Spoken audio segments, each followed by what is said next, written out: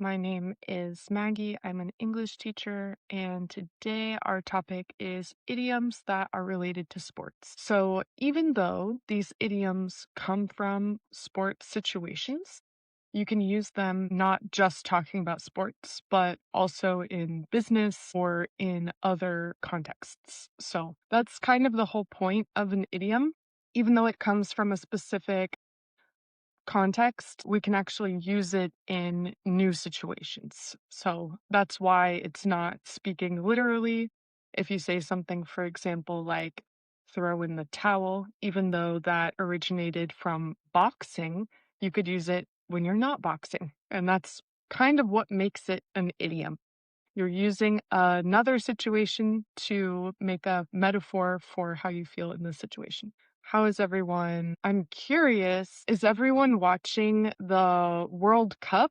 Who are you guys rooting for in the World Cup? I put a picture of Holland on my story because I have been watching interviews with him and I think he's a funny guy. So he's kind of made me want Norway to win the World Cup because I think that could be interesting. I saw some people want England to win because it's been a long time, maybe from like since the 60s they haven't won. Morocco is like the last country in Africa left. That could be cool too if Morocco won. Okay, rooting for anyone but Argentina. Maybe some people like when there's a new winner, not always the same team winning. So I see that we have some people putting the team that they're rooting for and other people putting their countries in the chat.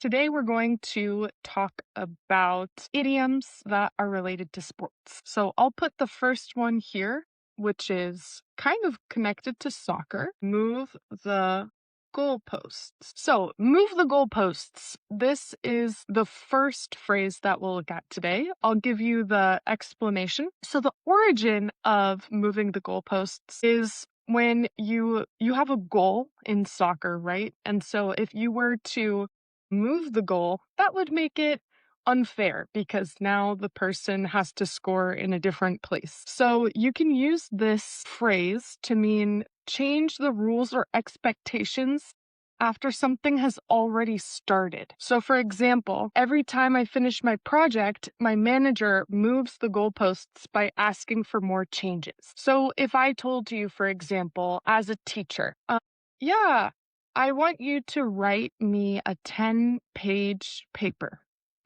And so you write the 10-page paper and you show it to me. And I say, actually, I want 12 pages. You could say, my teacher moved the goalposts. I said, here's the goal. And then I moved the goal so that you have to do something more difficult in order to accomplish what you're trying to do. So, can anyone think of an example of a time that a teacher or a boss or someone else moved the goalposts? Another example I can think of, if any of you have done immigration paperwork, I right now submitted a form, and on the website it says the document can be in English or in Spanish. I submit the form, and then they said, no, actually, you need to translate it into Spanish. We don't accept English. But on the website, it said something different. So, in a way, they moved the goalpost. I completed the task, and they said, no, you need to do this extra step. So, it's common if you are doing paperwork or bureaucracy and they say that they want something, and then, no, actually, we want something more difficult than that. Can anyone think of an example of a time someone told you to do a task, you did the task, and then they said, no, actually, my expectations are this. That would be to move the goalpost, which you could imagine if you're playing soccer with someone, it would be very frustrating if you're scoring the goal and then they move the goal. And a post is also another word for like a vertical stick, like basically the metal cylindrical rods that are on the goal, those are posts. My manager asked me to report the finishings of the team performance while I was doing her team payroll. She moved the goalposts, the finishings of the team. My manager asked me to report this word finishings. Do you mean like the final results of the team performance? Or the findings, maybe? My manager asked me to report the final results of the team performance while I was doing her team's payroll. Yeah. So she said, "Oh, come do my team's payroll." And then oh yeah, findings. Okay. "Come do my team's payroll." And then you do it. And she said, "Okay, now go do this other thing." That is moving the goalpost.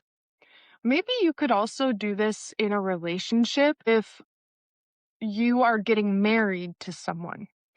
And this person says, "I will get married to you if we buy a house first." And then you buy a house and they say, "Actually, also, I need you to pay off my student loans." You could say, "Oh, she moved the goalposts." Neymar were using an unfair strategy against goalkeepers. FIFA decided to move the goalposts for penalties. True, like if they kind of change the rules and change what you have to accomplish while you're already doing it. So you had these agreed upon rules. No, actually, that's not good enough. We're going to change it. That would be moving the goalposts. Every time I meet the requirements, they change the goalposts. Exactly. I have another one, which is drop the ball.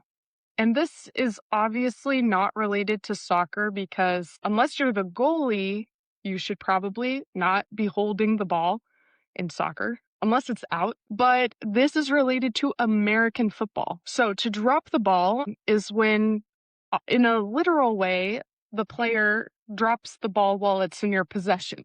So that's not a good thing to do. It's like a mistake. So this phrase means to make a careless mistake or to fail to do something important. For example, the marketing team dropped the ball and forgot to send the invitation. So if there was a task that you needed to do, but oops, you forgot to do it, you could say, "Ooh, I dropped the ball."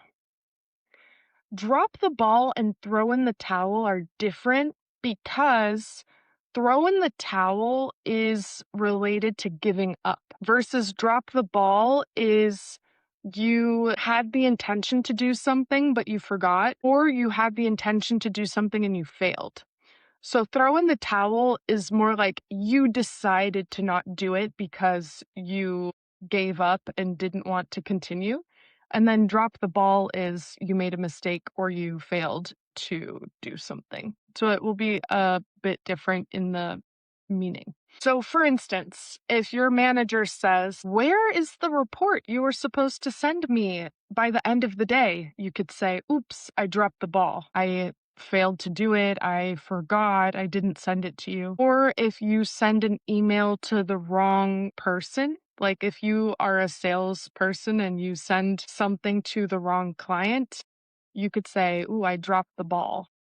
Failed to send it to the correct person." So some mistake that you make by being careless, maybe not paying attention to what you're doing or forgetting something, is to drop the ball. So I'm curious, have any of you ever dropped the ball at work?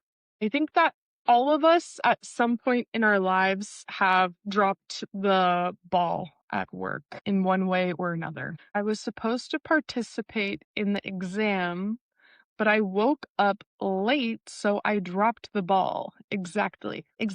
"I'm sorry I dropped the ball. I completely forgot your birthday." Yes, exactly.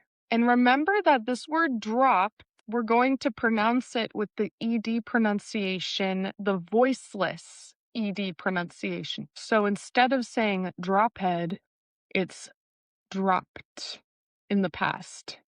Dropped. My brother dropped the ball and forgot to come pick me up. Nice. That's a good example too. My brother dropped the ball. If it's a mistake, you could say I dropped the ball. Yeah, if it's a mistake. If you make a mistake in a careless way, like you weren't paying enough attention to it, for example, then you could say I dropped the ball. If it's like your first day at work and you don't know how to do something and you try to do it, but you fail, or if you're speaking in English and you make a mistake, I wouldn't use drop the ball because it's more like you lack practice or you need to practice more. It's not like you just don't care or that you were not paying attention. Drop the ball is the best for something like you forgot someone's birthday, you normally do a task, but you did it wrong in one specific situation. So it's something that you should be able to do, but you failed. That would be to drop the ball. So it's not used for something like really challenging. It's more used for something that's like shouldn't be too hard for you to do, but you were not paying enough attention and you failed to do it correctly.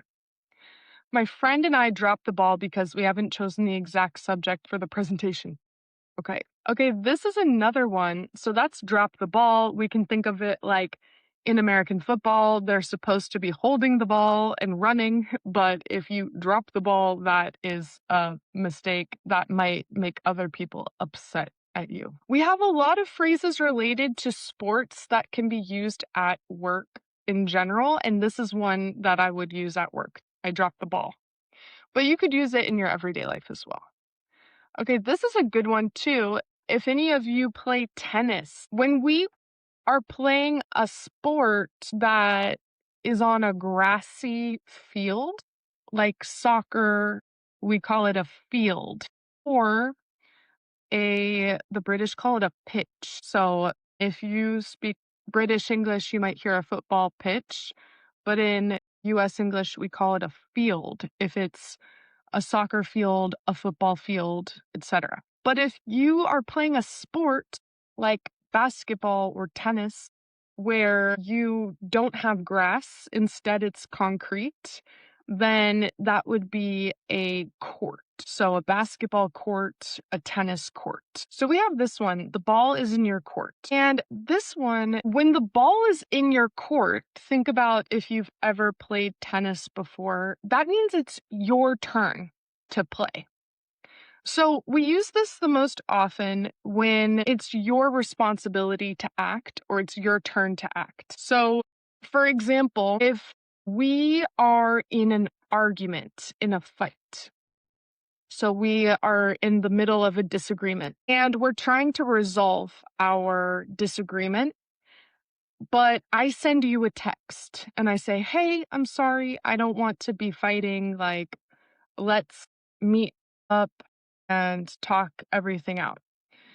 Then I could say, well, the ball is in her court because I sent a message. Now it's her responsibility or her turn to tell me, no, I don't want to meet with you, or yes, I want to meet with you. So whenever you take an action and you pass it to the other person, then you could say the ball is in her court or the ball is in your court. I'm curious if anyone can think of any other examples. The ball is in your court. If you send a proposal to another person, for instance, if you work with clients and you say, here is an outline for a product or a service we want to sell you, and you're waiting for the other person, the client, to respond, you can say, the ball is in his court or the ball is in her court. It's your turn to take action. I tried to talk to my friend about the accident, but she did not listen to me. I don't want to talk to her anymore, so the ball is in her court. Yeah, exactly. Like, when you're texting someone and you sent multiple messages and they haven't responded to you yet, you're like, well, I'm not going to keep sending messages to this person. The ball is in your court. You can make the decision. Once I submitted my application, the ball was in the immigration officer's court. Exactly. And so it could be waiting for a response, or it could be, imagine you're planning a vacation with friends and you tell your friend, okay, I want to go to New York or Philadelphia. I like both cities. I know that you have more preferences, so the ball is in your court. Like, you can make the decision. So you could use it for waiting for a response or giving the other person the responsibility to make the decision. It's your turn. The ball is in your court. Okay, we have another one, which is, okay, someone earlier mentioned this one, so I'll do this one. Throw in the towel. So to throw in the towel, this comes from boxing. So this comes from boxing, and this is when a trainer throws a towel into the ring to stop the fight during boxing. And for example, you could say, after 3 failed attempts, I decided to throw in the towel. It means to give up, is to throw in the towel.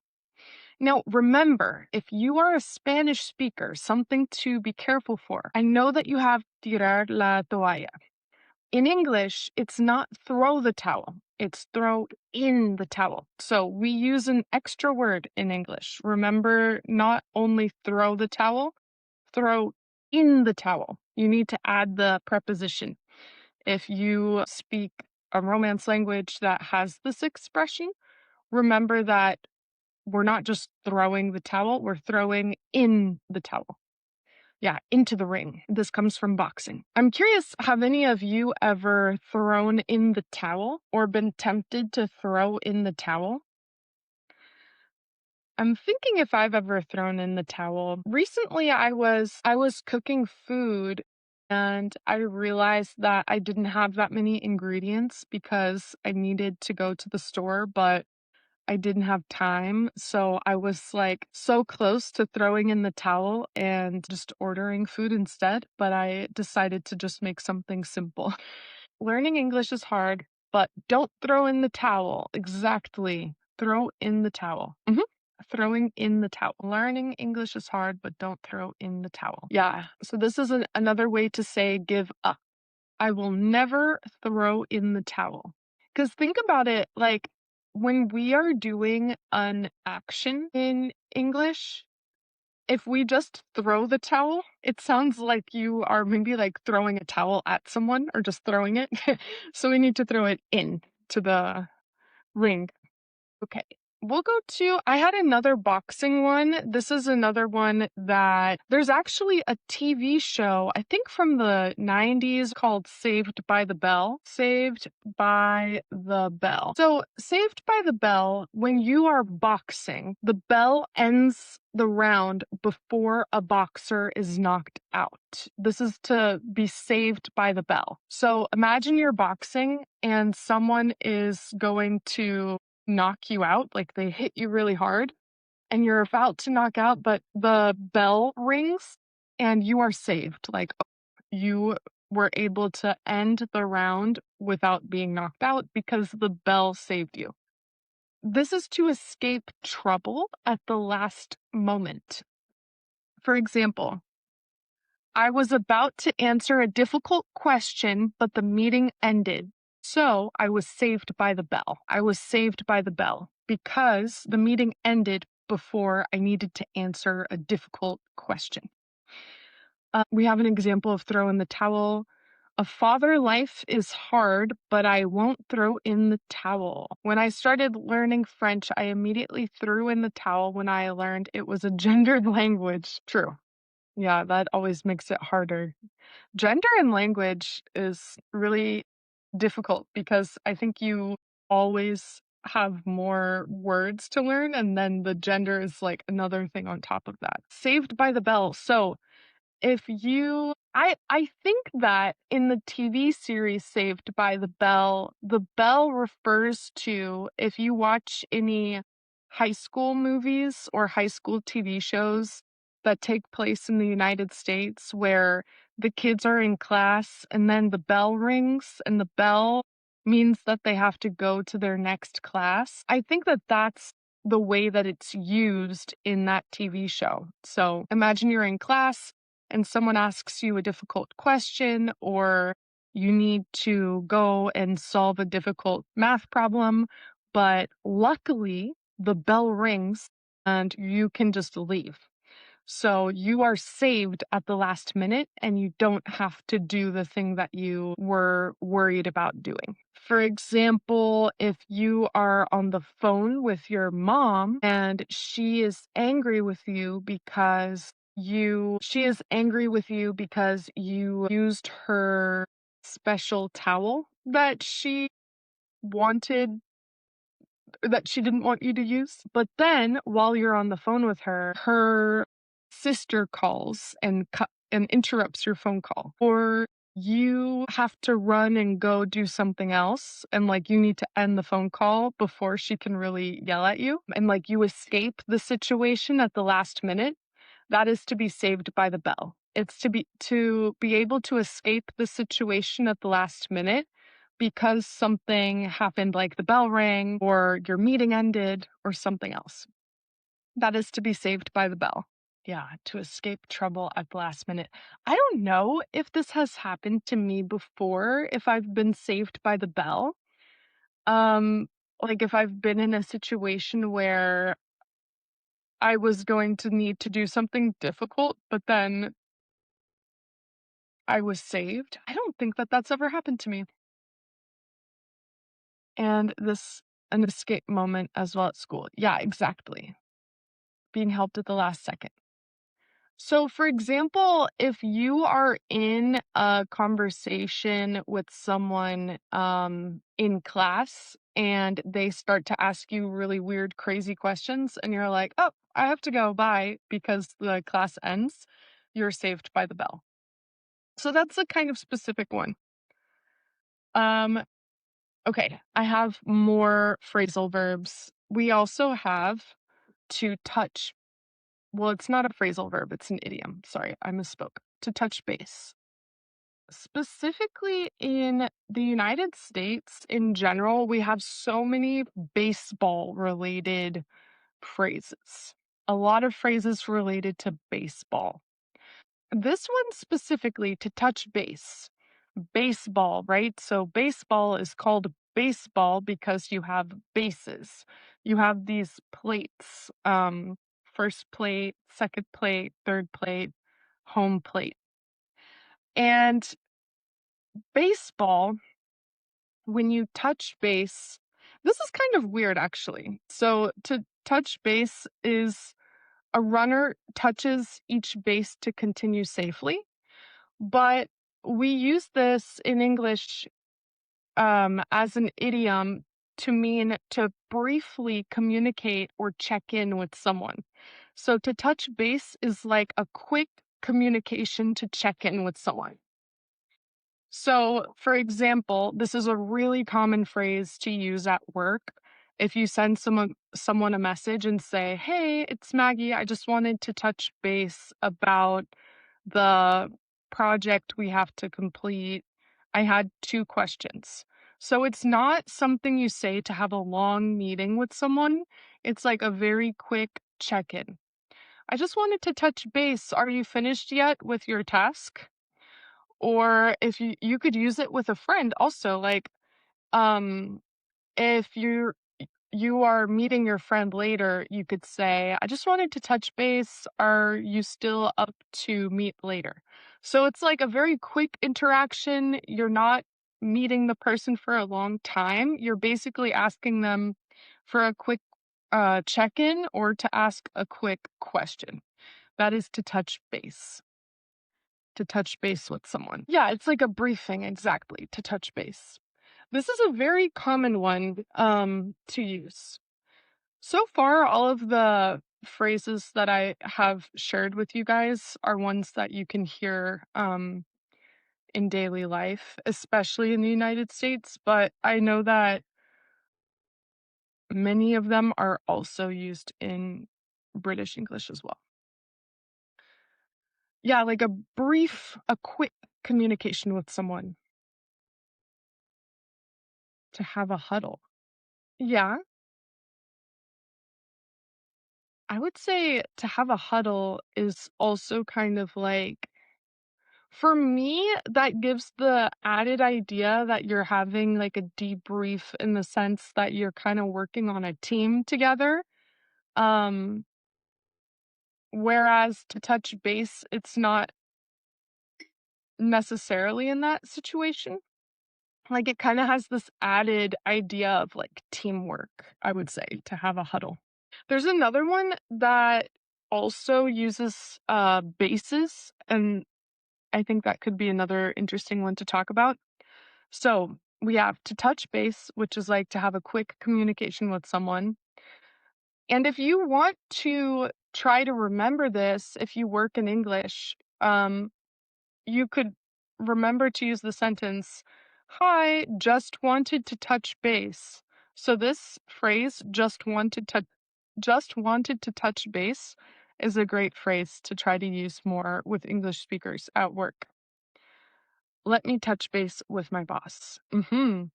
And we use a lot let me, even though it's like, yes, you can. I'm not stopping you. People use let me do this a lot. So we have to touch base, but another phrase also using the word base is cover all the bases. And if you don't know about baseball, this will be like a little lesson in baseball, I suppose, today. Um, so when you're playing baseball, you want a defender to be protecting each of the bases so that if someone doesn't make it and isn't safe, they're not touching the base, your defender can catch the ball, right? So you want a defender to be protecting each base when you are on defense. So basically, when you cover all the bases, it's like you want everything protected. And you can use this not only when talking about sports to say, make sure that every possibility is considered. So, for example, we are covering all the bases before launching the product. We are considering everything. That's to cover all of your bases, to make sure all your bases are covered. For example, I'm going to think of other non work related situations as well. Let's cover all the bases before we decide. Yeah, exactly. Um, for example, if you are getting married to someone and this person is very family oriented, and you know that their family has to get along well with you in order to get married to them. You could say, you know what? I'm going to take the father out to lunch. I'm going to bring her mother flowers, and I'm going to spend the day with her brother and sister so that I can cover all my bases. Like, basically, so that I can address all of the people to make sure that I have fully considered all of the members of her family that I want to get to know me. So basically, addressing everything and considering every aspect is to cover all your bases. Make sure that nothing goes ignored. In this project, I need to cover all the bases. Exactly. And to go back to our phrase from earlier, to drop the ball. So to drop the ball is to make a careless mistake. Um, to cover all your bases is something that you do in order to not drop the ball. So if you cover all your bases, you consider everything, you address all parts of the problem, then you're probably not going to drop the ball. So you could think about that as kind of like opposites in a way. You make a careless mistake, you drop the ball, you really prepare and consider all of the possible outcomes, you cover all your bases. Okay, then we have another phrase which is interesting. This comes from horse racing. So if you guys don't know about horse racing, that's totally fine because you can use this phrase not just when referring to horse racing. This can be used especially when talking about sports of all kinds. So, neck and neck, if you imagine horse racing and you have two horses and the horses are running and the horses are so close that it's difficult to see, ooh, who's going to be the winner. There's horse one, Chestnut, and Luna, the two horses. They're running at the same speed. Their necks are next to each other, and you don't know which horse is going to win. Who's going to win? Who's going to win? They are neck and neck. So the two horses are so close together, you can't tell who's going to win. They are neck and neck. This basically means that it's a very close competition. Which team do I support in the USA or in Chile? I don't know. I've been to the Chilean women's um during the Copa America when it was here in Chile, I went to the like women's national games against the US. And when Chile was playing, I was rooting for Chile, but I went to the game that was Chile versus the US, and all the fans in the stadium were only Chileans, and I was the only one from the US. And so for that reason, I rooted for the US because I felt like they needed a fan. But yeah, I would say maybe for American football, my family roots for Louisiana State University and the Saints, like the Louisiana teams. So I align with them because I only watch when my uncle and my cousin are watching. I don't personally like watch American football. Um, So the sport, horse racing, is a broad professional spectator sport where thoroughbred or standardbred horses compete for speed and endurance. Horseback riding is a general encompassing term for sitting on and controlling a horse, which can include competition disciplines like equestrianism, show jumping, dressage, or casual riding.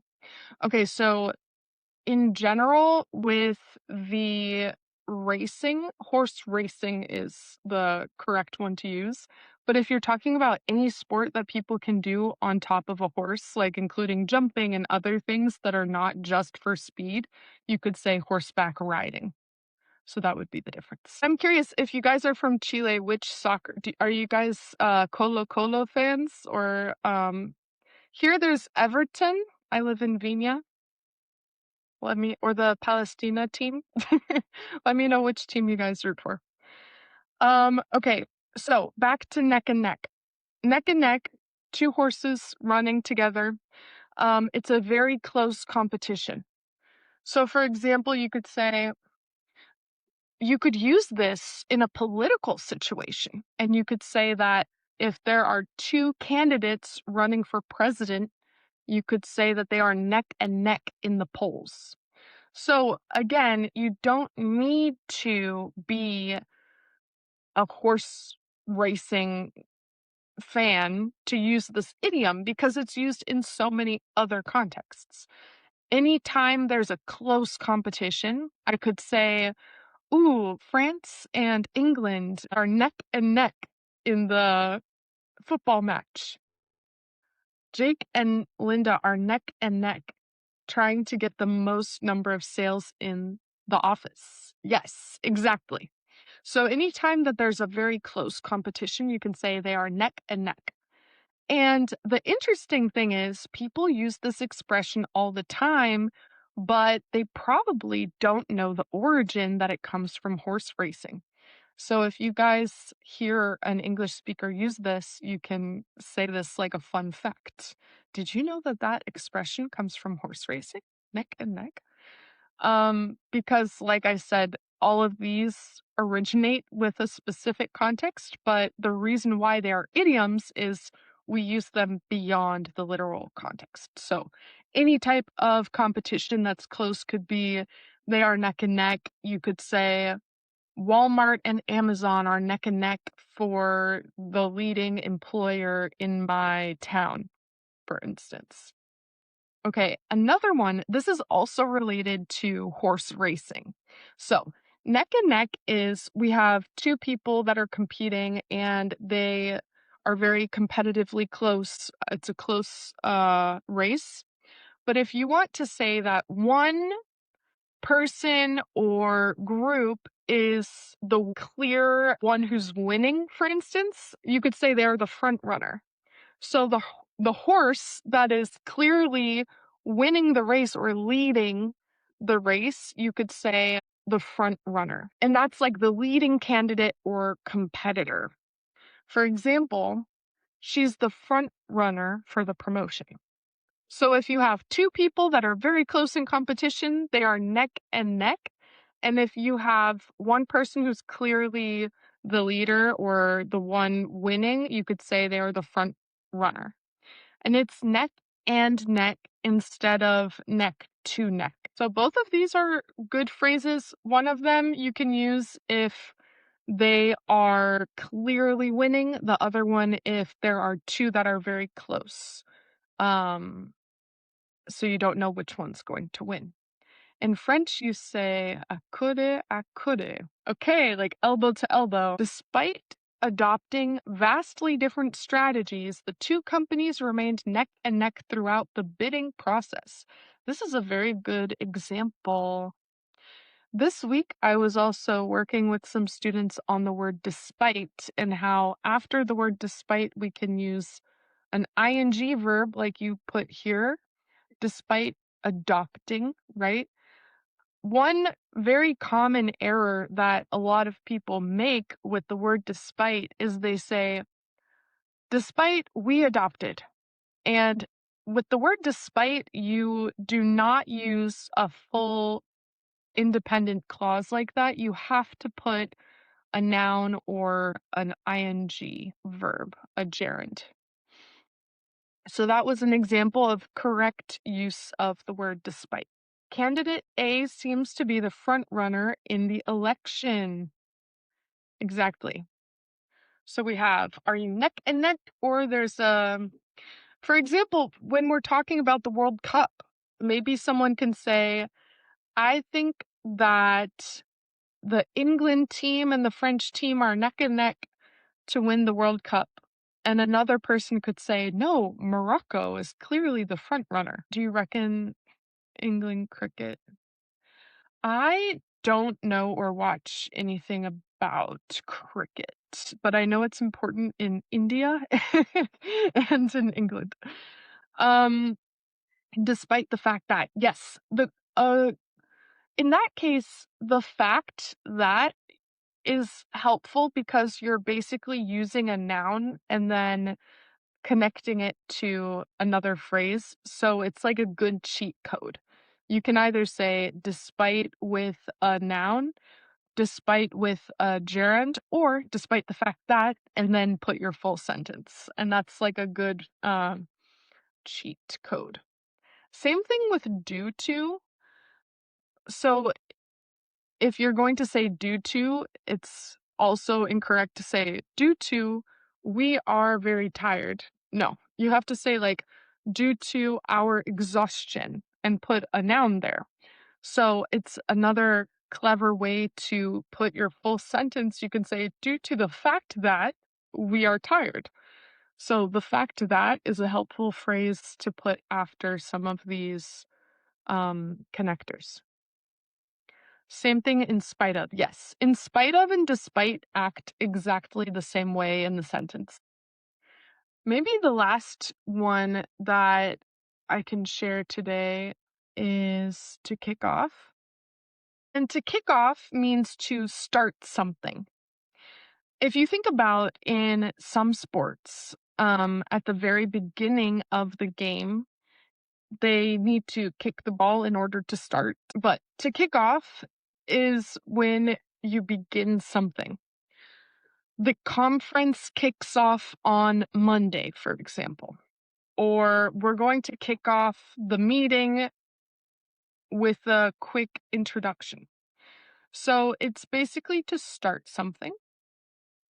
And if you work at a company that uses English, you probably have heard this before because it's really common to say a kickoff meeting.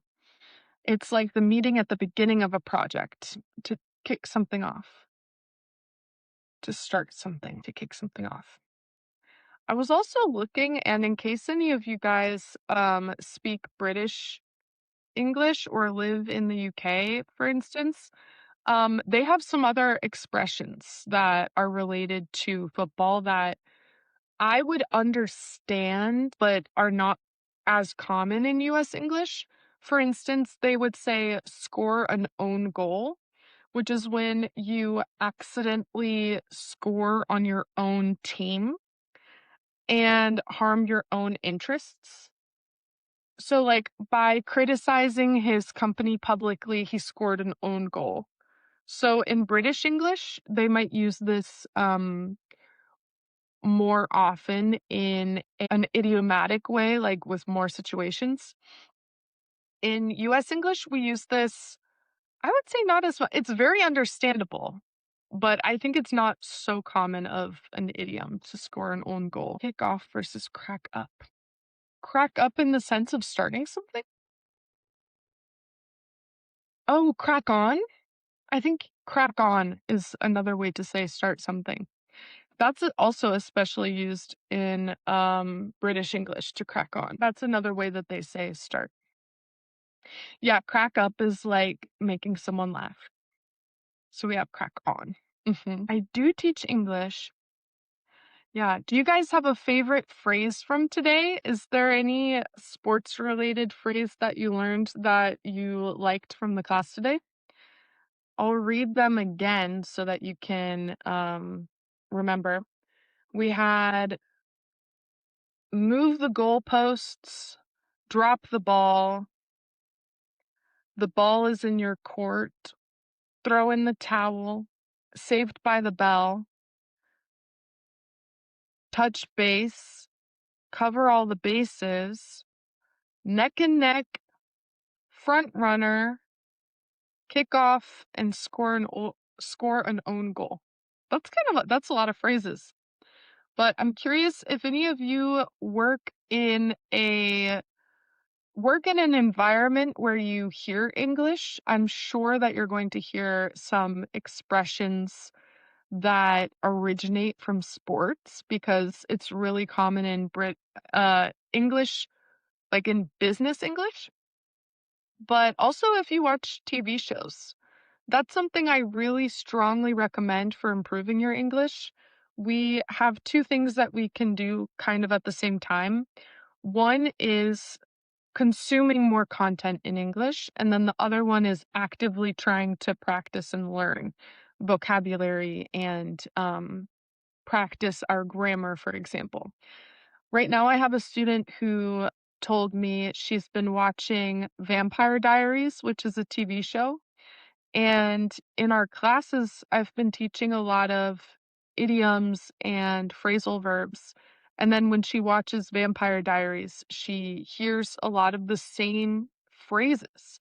And so that's the best thing you can do is try to hear phrases in multiple contexts, and it will be a lot easier for you to understand when to use them yourself. So, always it's good to have more exposure to the language, and that will help you to be able to fully understand. Even if you just heard the phrase once today, if you keep exposing yourself to the language, it will help. Thank you guys for your kind messages. I like score an own goal. Yeah, that's a good one. Drop the ball, but you can refresh the meaning for neck and neck. Yeah, neck and neck is like when two competitors are really close and it's not clear who is going to win.